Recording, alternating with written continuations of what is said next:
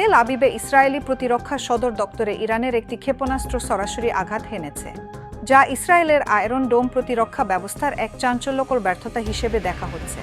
মধ্যপ্রাচ্যে চলমান উত্তেজনার প্রেক্ষিতে ইরানের পাল্টা হামলাটি আসে ইসরায়েলের বিমান হামলার ২৪ ঘণ্টার মধ্যেই। দ্য টাইমসের যাচাইকৃত এক ভিডিওতে দেখা গেছে, তেল আবিবের কেন্দ্রীয় অংশে একটি বিস্ফোরণ ঘটেছে, যেখানে ইসরায়েলি প্রতিরক্ষা বাহিনীর সদর দপ্তর সহ একাধিক সামরিক স্থাপনা অবস্থিত।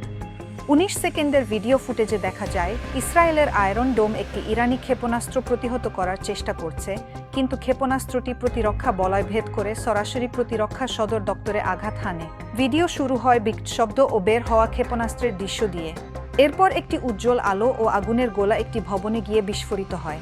এর পেছনে তেল আবিবের কিরিয়া এলাকার মার্গানি টাওয়ারটি দেখা যায়, যা আইডিএফ সদর দপ্তরের কাছে শহরের কেন্দ্রস্থলে অবস্থিত।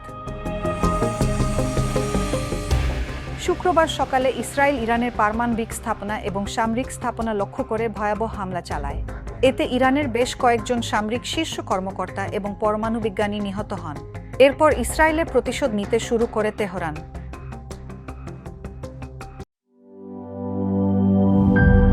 নাটা জেলি আর পানীয়র এক অসম কম্বিনেশন ড্রিঙ্কো। চিল থাকতে চান? ড্রিঙ্কো চাবান।